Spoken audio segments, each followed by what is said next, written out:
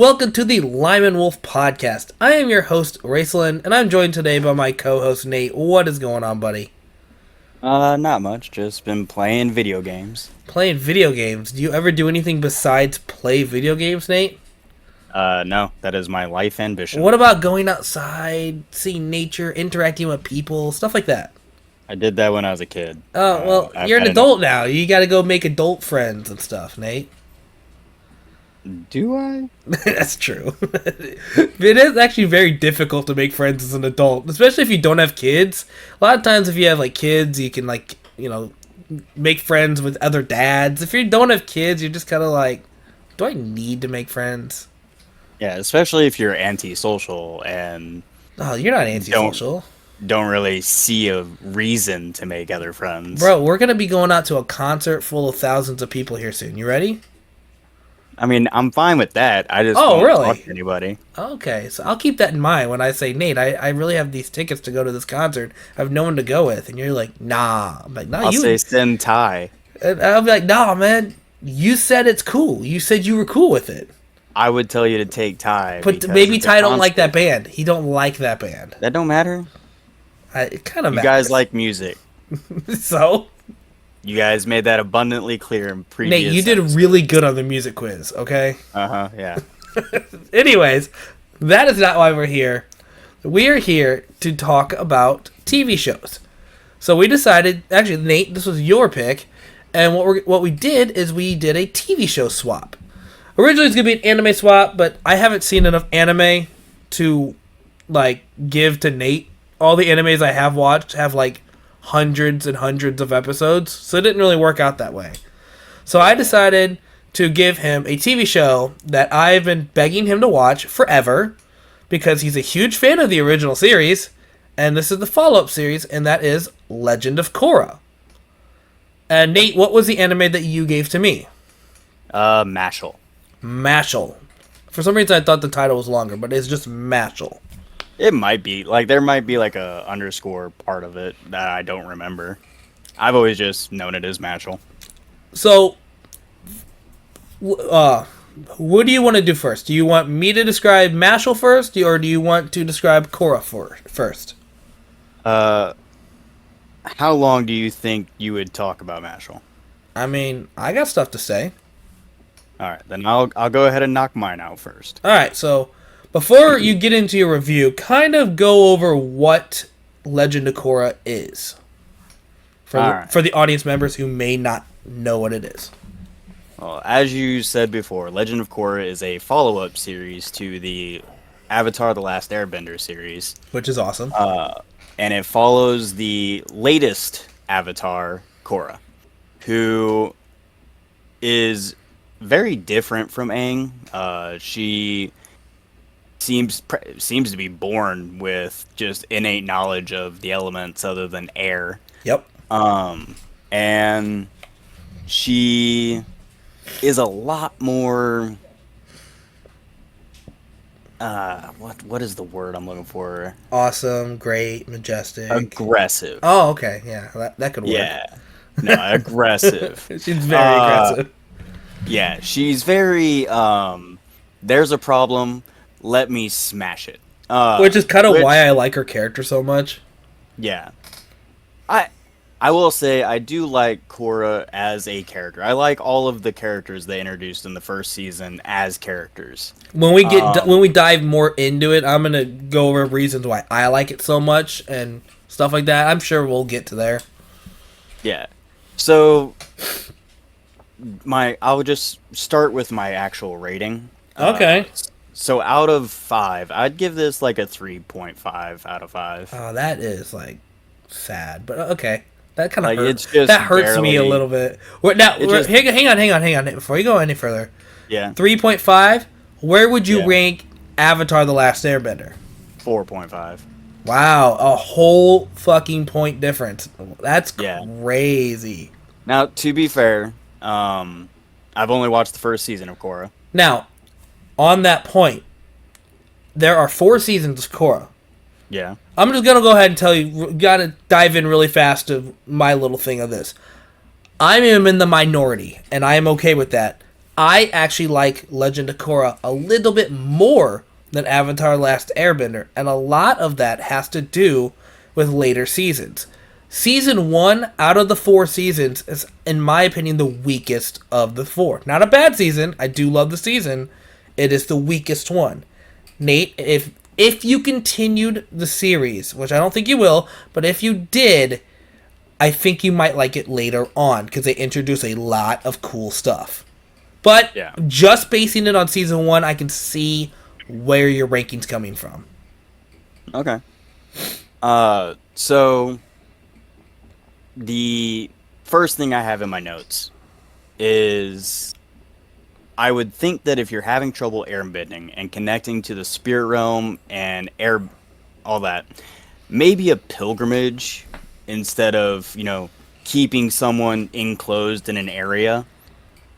Maybe letting them expand their experiences would help with their awakening of the Avatar state and their full understanding. Are you talking about her being trapped on Tenzin's Well, the first island? episode where they kept her in the Water Tribe village. The Southern Water Tribe? Yeah. And then, Katara was the only one who's like, come on, guys, you should probably let Yeah. her be the Avatar. They're like, no, safety. the person who had the most experience with an Avatar. But yeah, she maybe, I don't know, let her experience the world so that she can kind of bring balance to the world. That was just a little, and a lot of these are going to be like little nitpicks because it was like I liked what I watched. There was just a bunch of nitpicks that just kept building upon themselves over time. Man, I'm just sitting here every time you're talking about each thing, and I'm like, these future episodes, Nate, you would love this episode so much if you just continued. Yeah. And I might continue it at some point. I It's will just- say, Nate, me personally, I think season 3 of Korra, if it's the one I'm thinking of, which I'm almost positive it is. So yeah, it is. So season 3 of Korra, I think you would love the most, and it's actually my favorite of all seasons of Avatar and Korra. Is season 3 of Korra. It's very, very good. And it introduces pretty much the coolest villain in the entire franchise. Okay.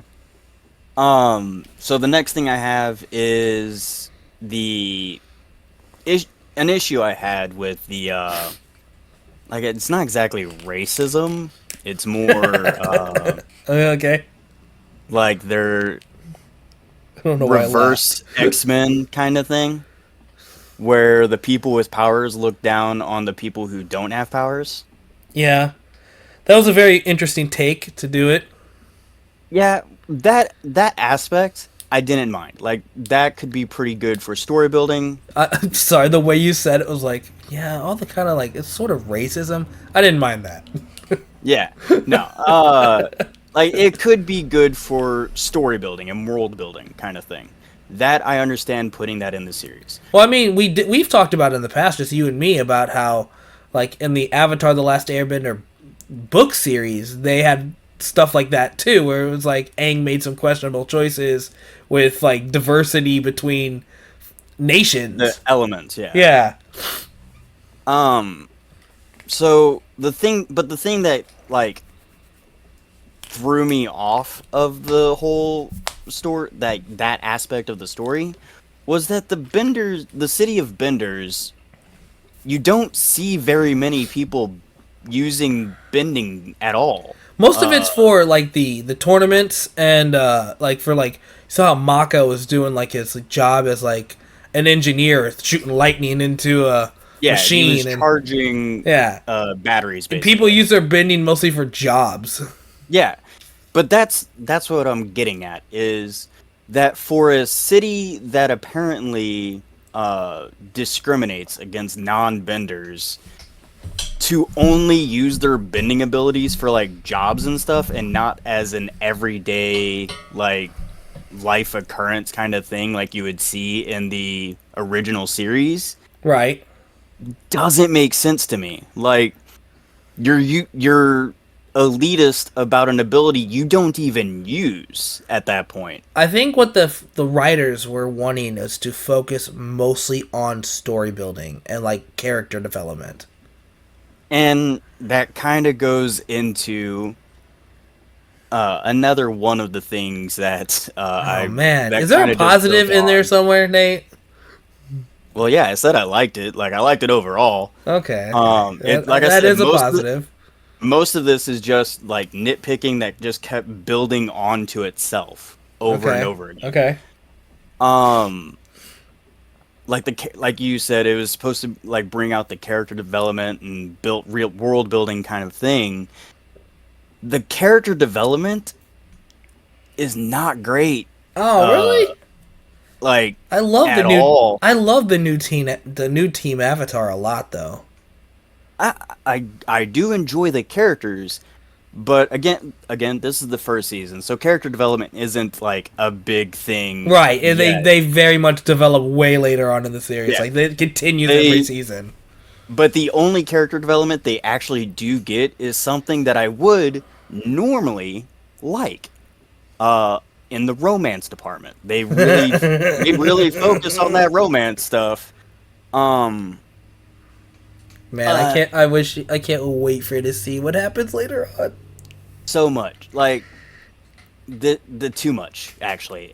We get more romance in the first season of Korra than we get the entire series of Avatar: The Last But you Airbender. also got to keep in mind, Avatar: The Last Airbender. They were focusing heavily on, Aang, you have a responsibility to stop the end of the world.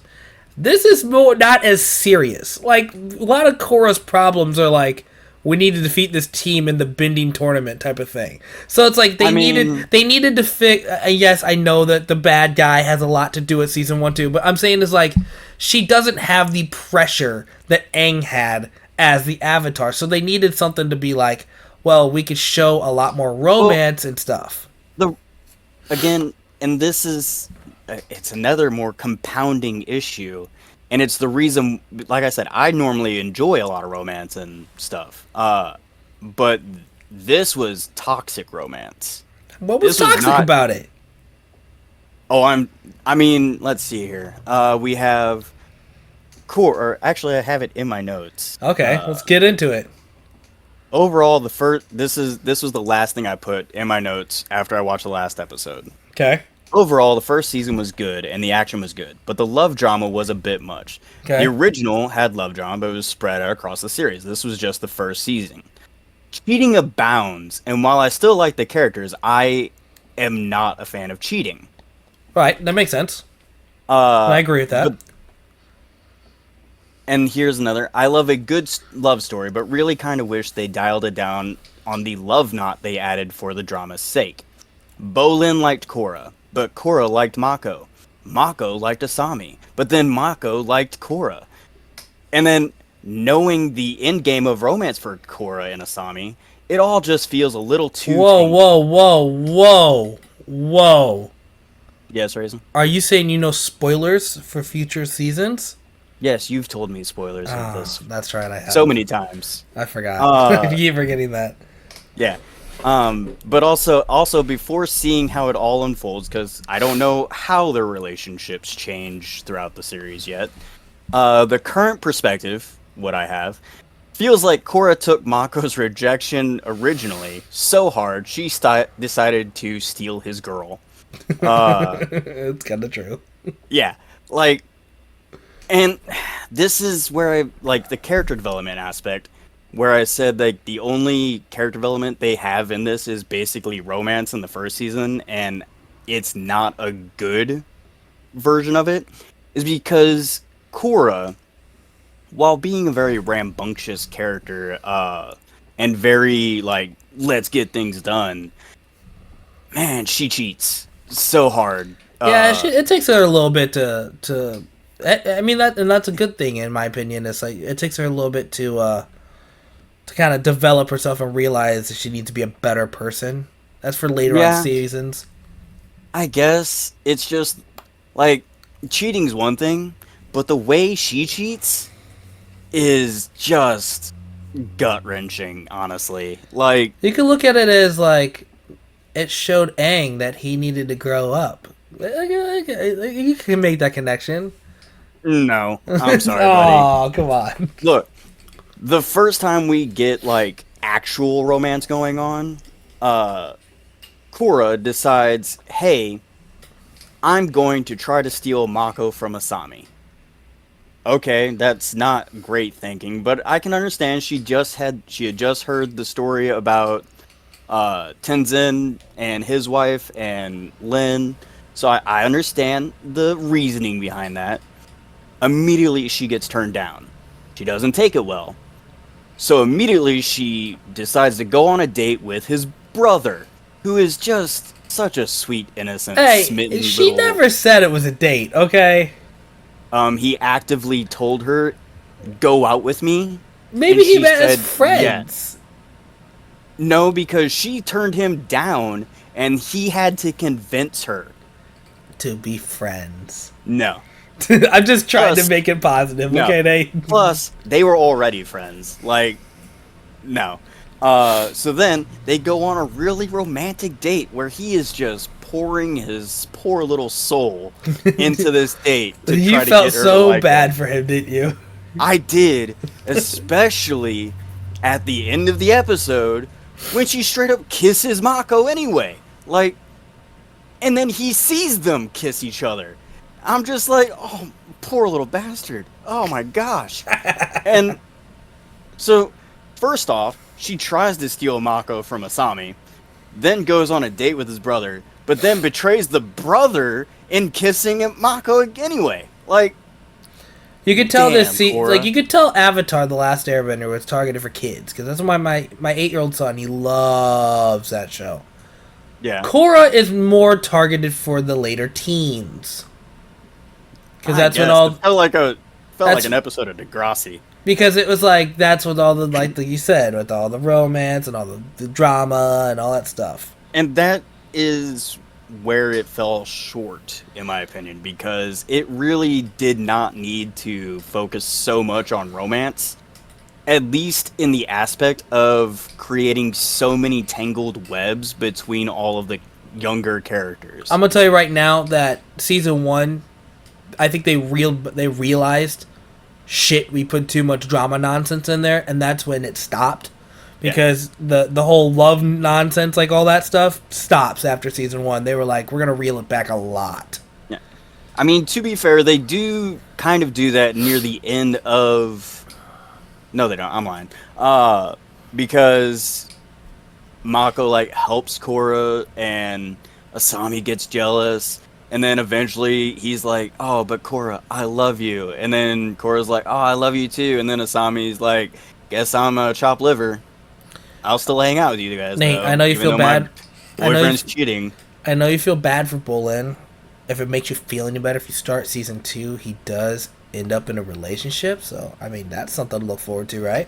It's I don't honestly feel too bad about Bolin afterwards because like he had a night of drunk noodles. He got drunk on noodles. Drunk noodles. The way he acted, he was drunk. Yeah, but on he noodles. had only been eating noodles.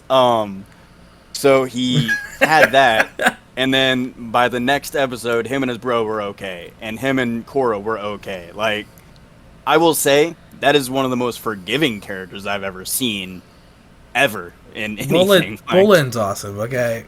He's a sweet, innocent cinnamon roll, from what I've seen so far. Season 2, Bolin gets some character development, alright?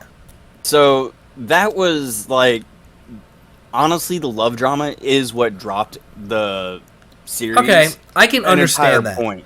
Like entire I point said, for me. season 1, I think after season 1, I think they realized, yo, we need to not do that, and then it gets way better after. That's why I said season 1 is my least favorite of the 4 seasons. Yeah. But before we get off of Korra, what did you think of I the still villain? have more things to say, buddy. Okay, go ahead. Yeah, I'm not done there because there are nitpicks to the show itself when it comes to like the overall world building as well. All right. So the first one is that last Pro Bender match that they had before everything went horribly, horribly wrong. Yeah. was horrible. Like, Oh, the cheating one?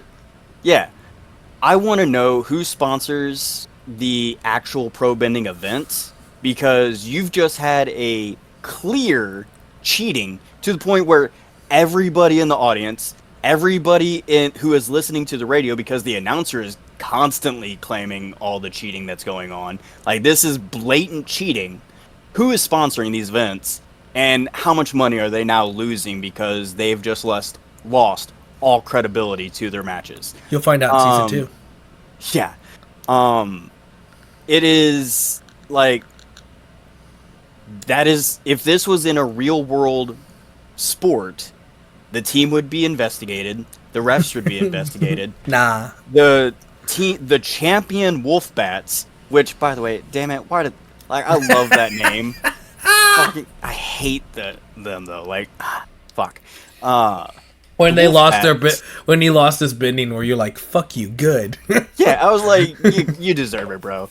Bending is a privilege you took advantage of. And honestly, that's the way, like, that's how bending should be treated. It shouldn't be like, oh yes, we are all great. No, fuck that shit. You are a person with great power, and with great power, Don't comes say it. famously with responsibility. Nate, don't Spider-Man them. So the Wolfbats would be investigated. They'd be disqualified, obviously. The refs would have to be fired because, No, they get a promotion. like, what the hell's going on? So that was I had to rant a little on that, because the entire time I was like Tenzin, who was calling out the ref, being like, "Come on, that's cheating." What are your thoughts on Tintin? Tenzin's cool. He's funny. Like, he's so Yeah, funny. I like him. He plays a really good straight man. Straight edge, you mean? Well, like, a straight man in comedy is the guy who is humorous, but not actively making jokes. Okay. If you say just he- straight man, people are gonna be confused. Well, yeah, I mean it in a comical setting. He is funny. He is a good straight man in a comical setting. Okay. He is really funny because he takes things so seriously. Right. But yeah, other than that, I mean, I got to see Boomy, or whatever his name is, for like a split second. Which one? In Boomy, his brother, Tenzin's Okay, brother. I was making sure you're saying the right character. Yes. Yeah, that is. That's. Saw him for like a split second. Oh, you'll get to see a Tenzin's- lot of him in season 2. And Tenzin's like, oh, great, now I got to take care of my brother. This is great. I'm like, oh, man. I feel that, man. I'm gonna tell you right now, Boomy's character becomes so freaking awesome throughout the series. Yeah. So another thing that I nitpick, this isn't even really a nitpick. This is just plain confusion on my part. Okay. Metal benders. The elite police force Yeah. in the city are all metal benders, correct? For the most part, yeah. Yeah. Are they not earthbenders? Oh, they are. They prefer, So but they prefer metal bending. But they can't, like. All right, so here's what I put in my notes. When the police force metal benders are fighting the mech suits for the first time, all they do is focus on using their metal bending wires to try to take on the mechs. See, Nate, the problem is I think they were trained in their police force or whatever to be metal benders, and I don't know why they didn't focus on both, but that's just the way it was. I think a lot of it was because they wanted them to look cool. Well, like, that was my question, because the way the mechs moved, and this is just from observing them. I'm like, these guys were fighting them. They were obviously observing them as well. All you'd have to do is destabilize the ground underneath them, and you could just easily stop the mechs, because I mean, you saw Beifong use like she earthbend a couple times, didn't she? No. I thought Beifong she did. got taken out because she used earthbending once, and that was to propel herself to the mech. All right, well, she used earthbending. See, Well, yeah, but like I knew Beifong was an Earthbender. Yeah, she's We Toph's see daughter. her yeah, and we see her Earthbend as well. Whereas her other metal benders, I saw one metal bender use Earthbending, and that was to try to give himself a better foothold to use his metal wires on the mechs. Like, why are you guys not using your Earthbending to destabilize the ground underneath the mechs to stop them? To be fair, Nate, it has been a while since I've seen the later seasons because it's just been a while. I do know later on in the franchise in the series, they get to visit like the police metalbender HQ type of thing where they train and all that. Yeah. And I'm pretty sure they're just focusing on metal bending. So I think they're just teaching them metal bending. I don't think they're focusing on earth bending at all. It doesn't make any sense. I know it don't. It literally doesn't make any sense. I agree with you on that. I understand the training aspect. I'm just saying, like, you're an earthbender. You should just how to earthbend. Like, that's not a skill you have to learn. That you forget it. It's one in and one out, Nate. Just like if you learn metal bending, the earthbending's just gone. Okay. Yeah, it just like that. The entire fight was really cool until I realized they're not using earthbending at all, except for her using it to propel herself, and then she immediately, that's all she does it for. Then she immediately, like, uses her metal bending to extend her suit into claws and starts stabbing the suit, and I'm like, were they all possessed by Wolverine? Like, what is going on here? You are going at this stupidly. Like that, it took me out of the fight, really. Like, the fight was cool. Come on! No. Okay, you have people who are protectors of a city who are completely incompetent at their own element. Come on, Nate. No, that is stupid, Rayson. Come on. I was really hoping you'd have some positive things to say about this show. I love the polar bear dog. He was cool. I like the polar bear dog more than Appa. Oh, I don't agree with that. I don't see him nearly enough. You do later on. I'm about to say, like, in the first season, you see him, like, he's cool. Naga. I think Naga, okay. Yeah. You see him, he's pretty cool. Like, I love the look of him. Better than Appa, but I'm biased. But, like, I don't know. So let's get to the villain, because we're already at, like, 30 minutes, man. Alright. Well, there were two villains. And the first villain, Tarlok, stupid as hell. What? Yeah. How is he stupid? So he was doing really, really well until he just decided to be stupid. And he started getting stupid when he started being discriminant against non-benders who were obviously not equalists. Like, oh, that's what you mean. Okay. Yeah.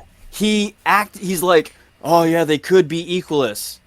You're forcing them into becoming equalists by doing what you're doing, and you're making the Avatar go against you as well. You're losing support with the Avatar. It's all this is like real life here, dude. This is all politics and stuff. But that's the thing. Politically, he was doing really, really good until he all of a sudden did a 180, because up to this point, he never mentioned he didn't like non-benders. He actually helped Korra help the non-benders, and then all of a sudden he's just like, yeah, no, new police chief, go ahead and round up all of them. We're going to set a curfew. We're going to discriminate against them heavily and make them join the Equalists now. Like, that was just a really stupid decision on his part that came out of left field. Like, it was really weird for him. At that point, I was like, wow, he's actually a pretty cunning villain. Okay, I get that. To the point where I didn't even think he was a villain. Like, I had questions like, man, is he sus, or is he, like, a villain? Like, what's going on here? Well, it might have to do something with the relationship with the main villain. Again, he didn't even know the relationship with that villain when he did that. I'm pretty sure he mentioned how he figured it out, and then all of a sudden he started acting different. He figured it out, but he said he figured it out when it was after he started implementing those changes. Oh, okay, I couldn't remember. Yeah, that. I agree. That would have been a great way to explain his all of a sudden stupidity. That would have been a master stroke on that one. They just needed to hire me to write it a little bit better. Yeah, but no, that's not how it turned out. He learned about it afterwards, and he's like, "Oh man, it turns out I actually was helping him. Dang!" And then he attacks the Avatar out of nowhere because she possibly stood in his way. Like, classic villain stuff. That's so stupid. Hey, that's classic villain stuff, though. And then I will say Amon. It's Amon. Amon. I will say I liked him as a villain. He was a really good villain. I figured he would. I liked their backstory. It was very sad backstory. Oh, super sad. I felt really bad for how he started out as wanting to protect his little brother, but then using bloodbending oh, spoilers, by the way. What? What do you mean spoilers? I'm just giving a spoiler warning to anybody who wants a deep dive into the... I thought you were telling me there was spoilers. I'm like... No, what? I'm telling our audience that we're getting to I've been trying to dance around spoilers, but we're just going to get into spoilers at this point. We always go into spoilers. I know. Always. So yeah, that I will say. Okay, I'm fine with that. I liked him as a villain. They did a great job as portraying him as a very good villain. Yeah. The last thing he really did they did a good job of portraying him, just putting the fear into Korra, though, to the point where she was like, "I'm afraid to leave my home." Yeah. I will say that her fear, I didn't really see it as a fear of him. It was a fear of losing her ability. Yeah. Or bending. Which, understandable. I mean, she was a prodigy from a child. Well, not only that, but she's also the Avatar. If she loses her bending, that's kind of a problem because the Avatar cycle stops. Yeah. But I don't think she saw it that way, though. I'm going from her perspective, and her perspective at this point in time is very, without the Avatar abilities, without being a bender, what am I? It is who I am. It's true. So I don't think she saw it as if this happens, then it ends the Avatar line. That's something Aang would have thought of, but not Korra. But they're very different people. Yeah. So 2 more things. Okay. This is from my notes. Something that I thought of when watching Lin fight the Equalus at the Airbending Temple. Okay. And this goes into it throws me out of the fight because they're not using the powers that they've already used the way they would use them. When she's fighting the Equalus, she does not use her metal bending at all. What do you mean? When she's fighting the Equalus in the Airbending Temple. Okay, I get that. She uses her wires for a moment, but then they get close, so she basically has to stop using her wires because now she's having to focus on close hand-to-hand combat kind of thing. A lot of that also is that they've learned that they can counter her metal bending with electric. Well, here, hold on. Here's the thing I'm confused about. Why the hell is she not using her metal bending on their metal? Because, Nate, that makes too much sense, okay?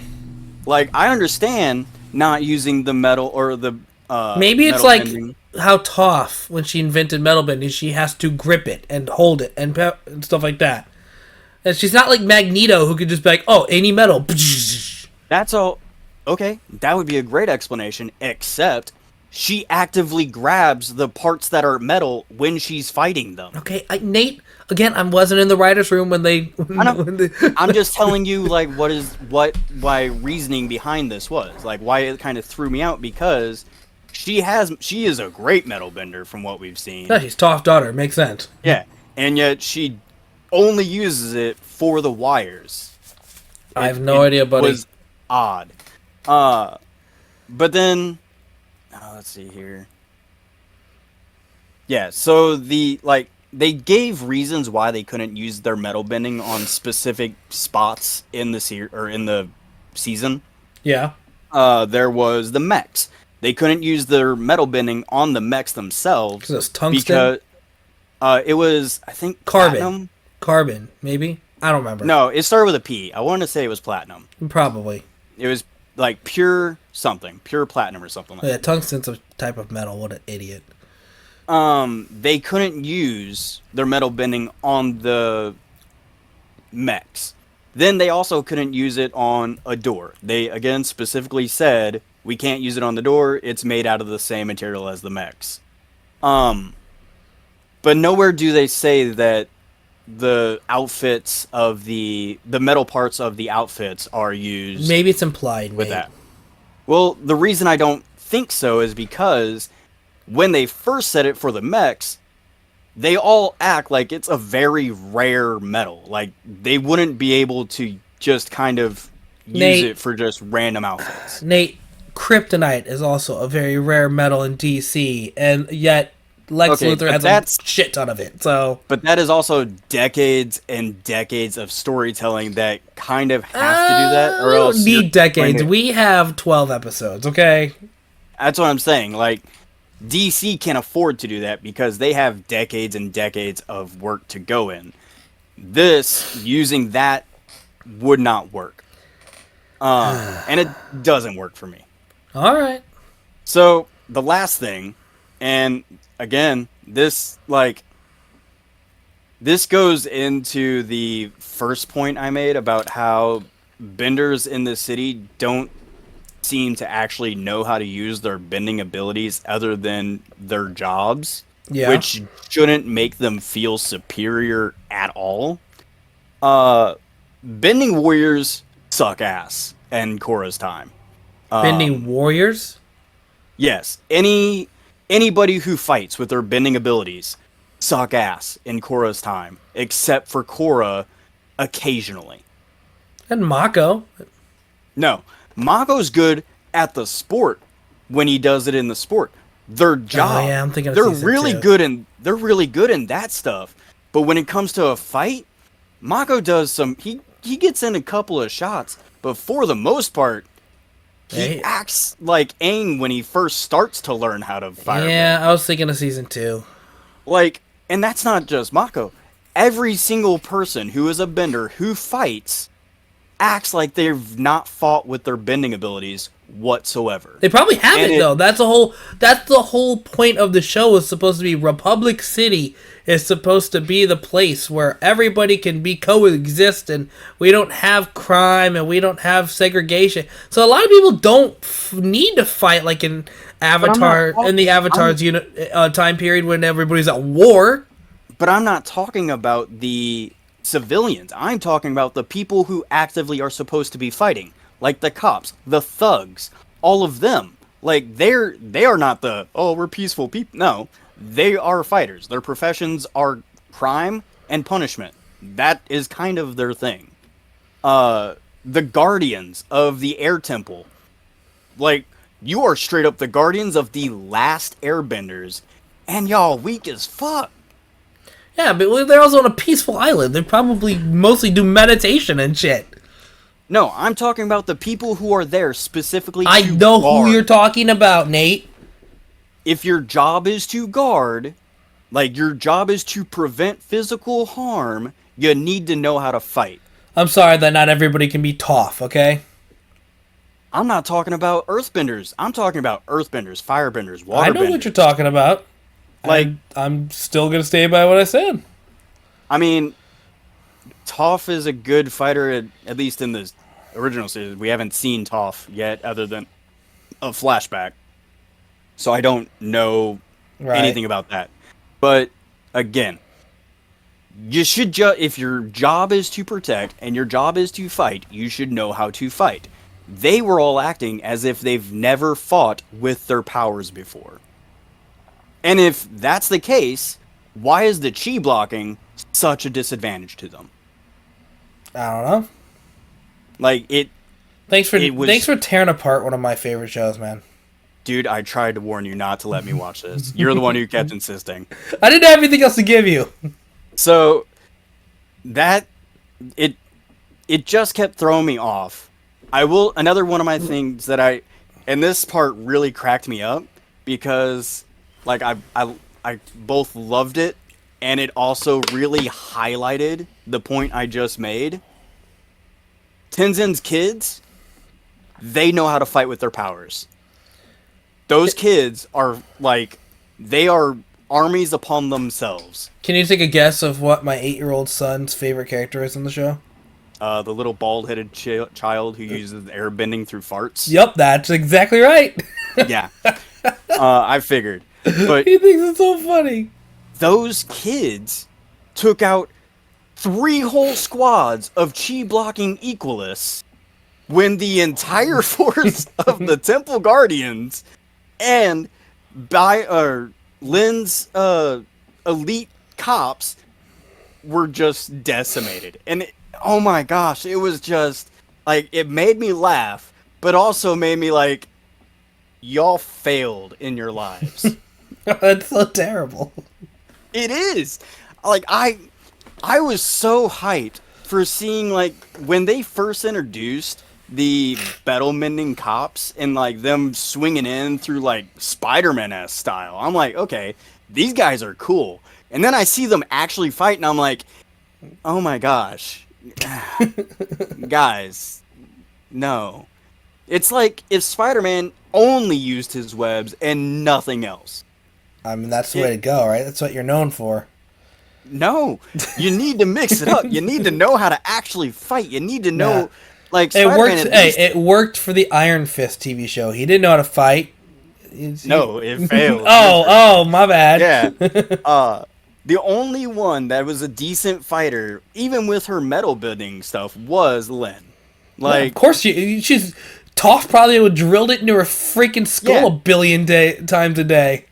and what I'm understanding from this first season is that the only good fighters are the descendants of the Avatar gang. We'll see. That's it. We'll see. Because Tenzin's children are apparently paratroopers that can take out whole squads. Lynn, I mean, obviously she's a badass. Like, she, even with her metal bending taken away, she still kicked ass a little.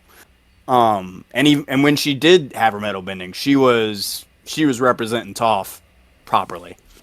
General Iroh was just decimating on a vehicle he has apparently never even seen, but he mastered.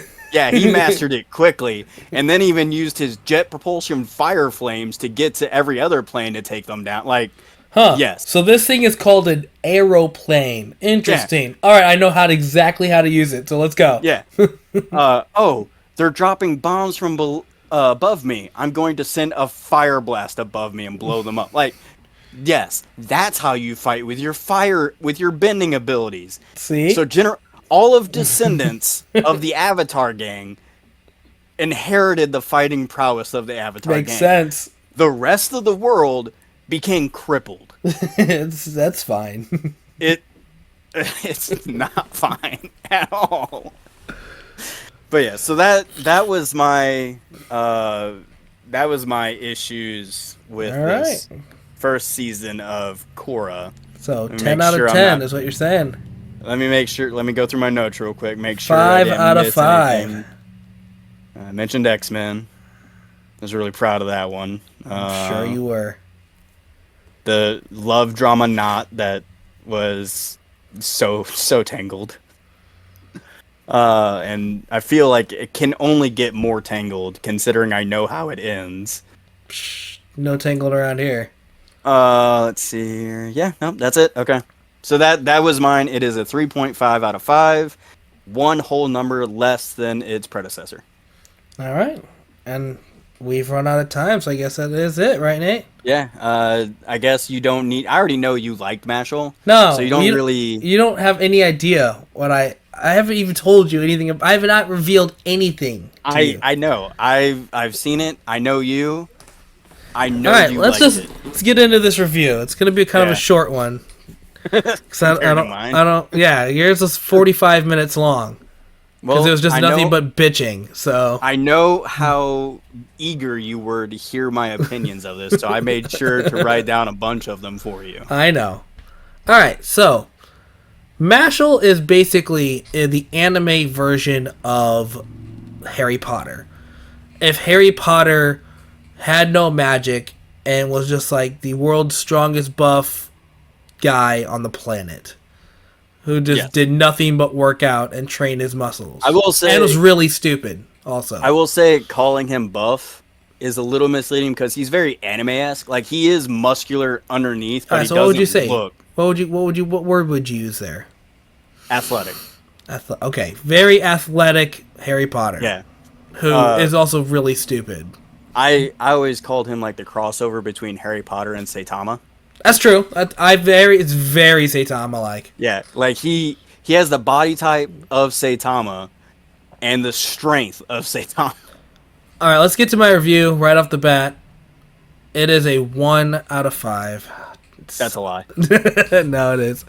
No, it was great. I very much enjoyed this anime. Yeah, no, I think I would give this like a 4.5 out of 5. This is a really fucking good anime. I watched this and I'm like, this is so Raceland. Yeah, it's real. Like, there was so many times I was laughing, and so many times I was like, oh, dude, hell yeah. So many times I was just like, yeah, fuck you, man, you deserve that. Yeah. The revenge goes hard and fun. Dude, so if you don't know this about me, and Nate does, that's why he chose this for me. Anytime you can get a character that everybody underestimates and then beats the living shit out of that person is my favorite type of character. So if they're like, oh, this guy has no powers, this guy's weak. Like that first episode where it's like he finds out Mashal has no magic and he's just like, if you could beat me, I'll let you stay with your dad. Sure. Okay. And then he's like, oh, you dropped this. And then like blew a hole in the side of the wall. And he's like, what the fuck? Yeah, that was dude, the moment one of my favorite parts of that episode was like I audibly started laughing. And I was watching this on my lunch break at work, and my coworker like looked at me like, what the hell is your problem? Because it's when he's like, this is the spell that took out a dragon. No one has ever stopped this. And he like picks up his wand and he's like, oh, maybe I was wrong. Maybe he does have magic. Maybe he's about to use some kind of spell to deflect the spell that I'm about to send at him. He just launches it like a spear, and it just like it just like blows a hole in the wall, and he's like, what the fuck? Yeah. Mashal is a great character. Dude, he's so great. I will say the side characters are they're eh. So a lot of the side characters are really bland. So how I liken this to like One Punch Man and everything, in regards to the main Mashal and Saitama, very similar in a lot of ways. The world, however, can't be any different because One Punch Man glorifies the secondary characters. It will make them practically the main characters because, like, Saitama can do pretty much everything. It would be boring. Mashal, however, all of the side characters, while I do like the side characters, they're not bad. Mashal's he is the highlight of everything he's in. The side characters are very kind of forgettable. Like, yeah, they're very one-dimensional. Like, oh, the weak best friend. Oh, there's the guy who loves working out. Oh, there's the guy who wants to show everybody that he's the badass character. Oh, there's the girl that likes Mashal but is secretly, and what is? Oh, okay, I get it. And it's all one-dimensional. It's very Disastrous Life of Saki Kai with that. True. Because in that all, like you said, all of the characters, they have a lane, they stay in that lane. So I will say, by the end of the season, by the way, I purposely stopped watching it after season 1 because I was going to continue. I was like, no, I don't want to blend them together. I'm going to stop. I haven't even seen second season yet. Well, season 2 is on Crunchyroll, and I'm probably going to watch it next week. But I was getting very big Goku vibes from Mashal. And before I knew you're gonna, I know you're thinking. What I mean is that I feel like Mashal's one of those characters where he's going to be super underestimated. Some villain fights him like the puppet guy did, and then he's going to just befriend the bad guys, and then they're just going to be friends now. That's the vibe I'm getting from Mashal, because the puppet guy was like, I am going to kill you. I'm going to kill all your friends. You don't deserve to live. Then he gets defeated, and he's like, you know what? Maybe I was wrong. And Mashal's even like, I think we could be friends. You're not so bad. So, I haven't started the second season, but I have read the entire manga. Okay. This was an anime that I was really excited for. Don't spoil anything, please. I'm not. What I'm going to say, though, is I would say you're about 50% right. Okay. In that it is Goku-esque where he's like, oh, maybe we can be friends. But it is not Goku-like where all of his enemies will be like right next to him for the rest of the series. Okay, that makes sense. Yeah.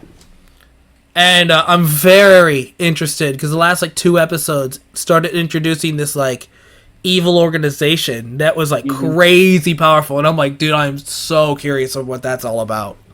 Yeah, the manga itself is very short-lived compared to a lot of mangas nowadays. But it escalates super quick. To the point where with the anime, I am expecting it to I think we might be able to get 4 seasons. Oh no, I think it's going to be a 3-season done type of thing.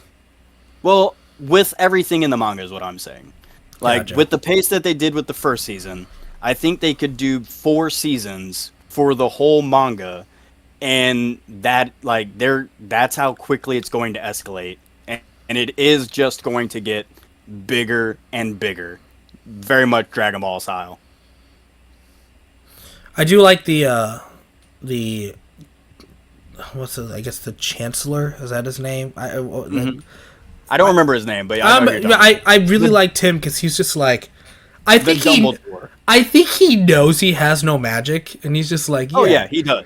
And he's just like, okay, all right. He implies it throughout the whole season, right? Yeah, and it's just like, okay, I think some greatness is coming from this guy. I could be wrong, but I think there is something in the manga where when he's being enrolled into the school, the headmaster is informed that he doesn't have magic. Okay. By the guy who got him in. I'm sorry. I just remembered the episode with the sorting horse. Oh yeah. Yeah. That's so stupid. Yeah.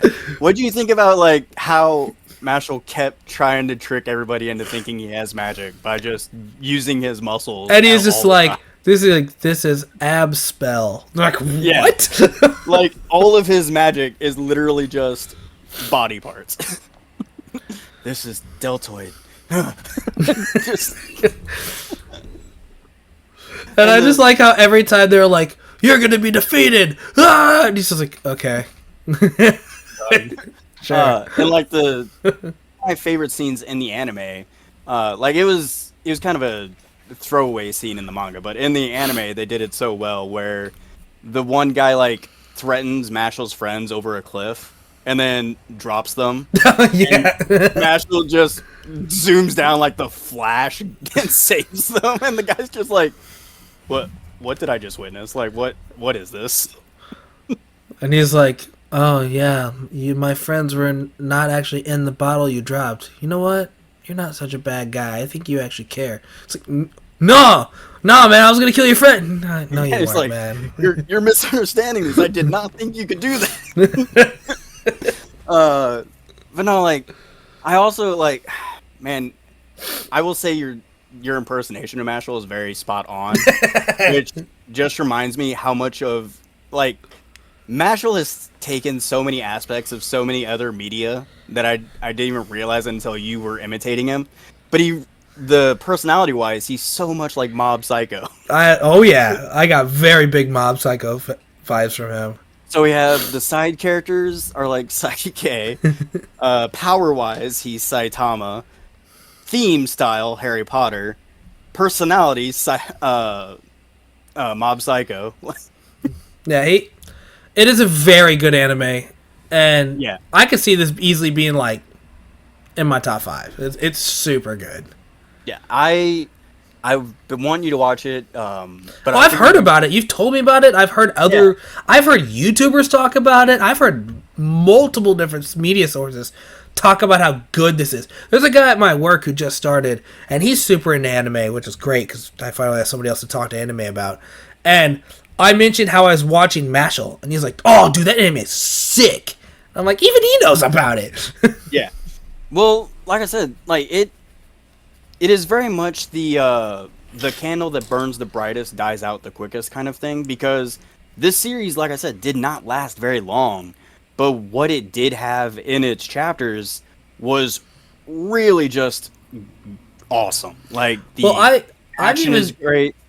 Go ahead. The action is great. The characters do get better because they do start kind of fleshing them out a little as the series goes on, but they are also still like the one-dimensional characters as you're thinking of. You just get a little bit more backstory to them, Right.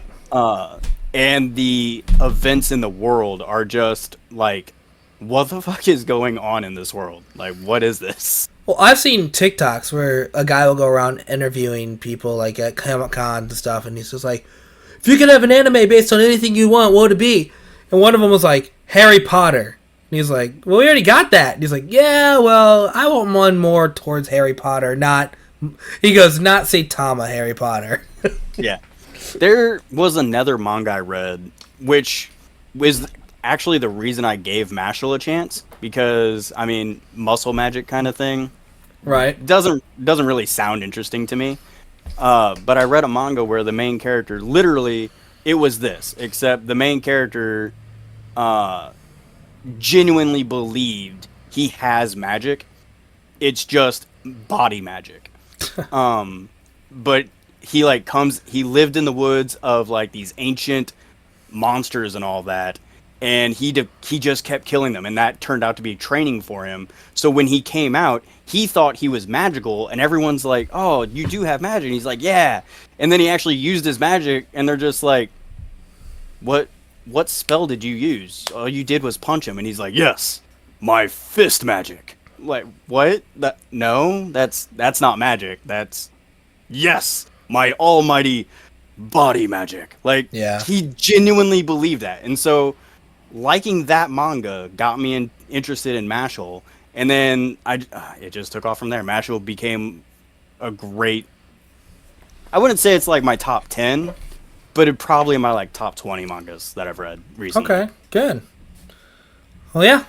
I gave it a 4.5. It could even be higher. I don't know. That's season 1, so it's very good. Well, I am looking forward to you watching more of it because, like I said, You need to watch more of it.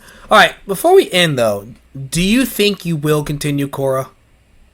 I do think I will continue eventually. Oh, man. Do I next time we do this, do I got to recommend season 2 and just to get you to watch season 2? Probably not. Like, I will probably watch an episode every once in a while, just in between other things that I'm currently watching. Okay.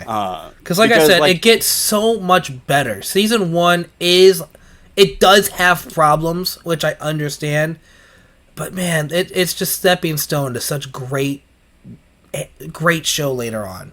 Yeah, and I understand that. I am curious how Korra and Asami end up together. Whoa! We don't know that happens. Okay. No, I do. It's the one thing I do know about the series, and it's because so many people who have watched this series hate it.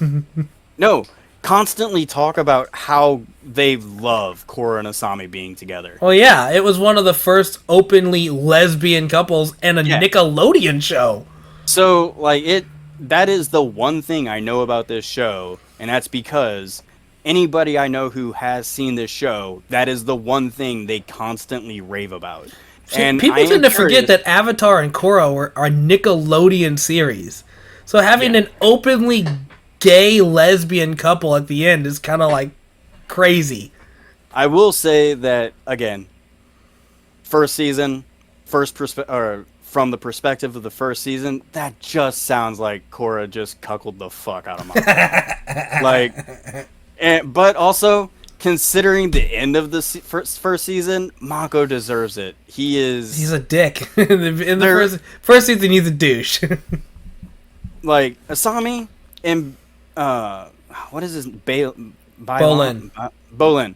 Both of them do not deserve how they've been treated in their relationships. Like I said, wait till season 2. You're gonna see Bowling get a new girl. Okay. Yeah. Like I said, I will probably watch it. It'll just be I am currently watching a 60 episode show that is each episode an hour long. That's where I'm at. I'm currently rewatching all 8 seasons of Dexter, and they're an hour long apiece. Yeah. So like if I'll get burnt out after watching like 5 episodes of it. I'll probably put on a Korra episode to kind Nate, of you made me pause Naruto to watch Mashle, okay? Yeah, but you've already seen Naruto. I have not seen Naruto. No, I thought you haven't seen Shippuden. I have seen all of Naruto, and I'm currently on Shippuden. I'm So- caught back up to where I had left off, and I'm further now. So everything I'm watching is completely new to me, and I have got a lot left to go. And I have all of Boruto to watch. So I'm just want to clarify here. So you have seen Naruto, You're right, I've seen Naruto.